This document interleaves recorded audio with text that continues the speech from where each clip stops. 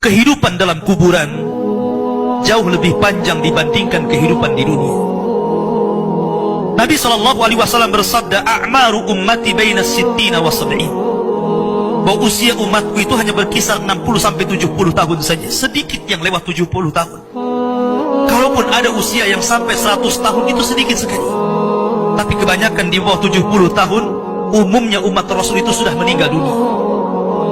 Tetapi ketika orang masuk ke dalam kuburan, usia dia di kuburan sampai kiamat ditegakkan itu panjang sekali. Anda bisa bayangkan, orang yang meninggal sejak zaman Nabi Adam sampai hari ini kiamat tidak dibangkit-bangkitkan, menunjukkan bahwa kehidupan kuburan jauh lebih panjang dibandingkan kehidupan dunia.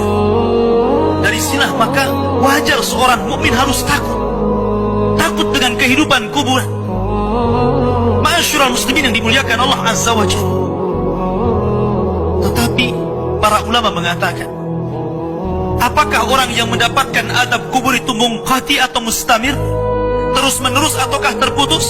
Kata para ulama, adab kubur itu hanya terputus dengan tiupan sangkakala Israfil.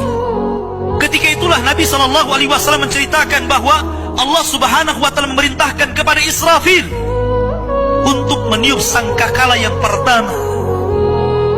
Disinilah adab kubur terputus. Karena ketika itu seluruh orang mati, baik orang yang ada di atas bumi atau yang ada di bawah bumi, baik kalangan jin, baik malaikat, kecuali makhluk-makhluk yang Allah kehendaki saja, semua hancur. Dan Abu Hurairah radhiyallahu anhu menceritakan kehancuran bumi setelah tiupan sangkakala itu adalah 40. Bisa 40 hari, bisa 40 bulan, bisa 40 tahun. Yang jelas Allah hancurkan bumi ini.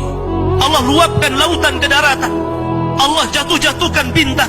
Allah hancurkan gunung sehingga seperti kapas yang dihempas angin.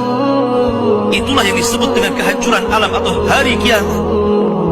Baru setelah kemudian bumi tidak bulat lagi, tapi bumi terhampar. Allah ganti bumi yang kita pijak dengan bumi yang baru. Itulah yang disebut dengan padang mahsyar. Maka disitulah Allah Subhanahu wa Ta'ala memerintahkan Israfil untuk meniup sangkakala kebangkitan.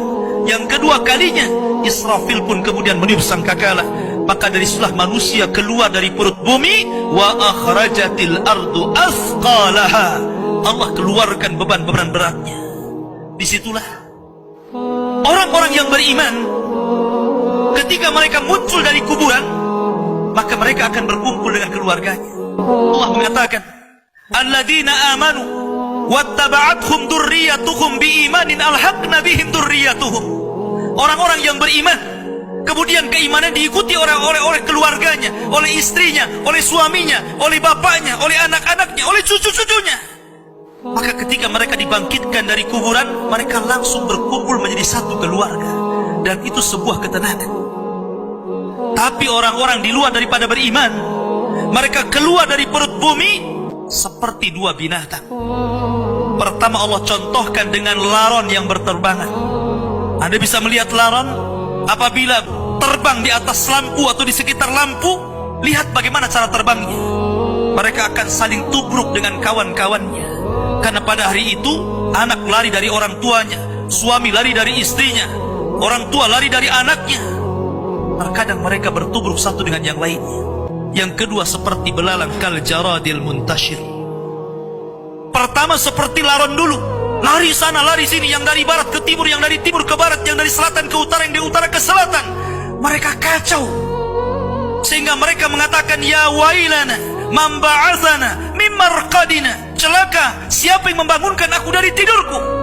Tapi orang-orang yang beriman hanya mengatakan, hadza ma wa'adar rahman wa sadaqal mursalin.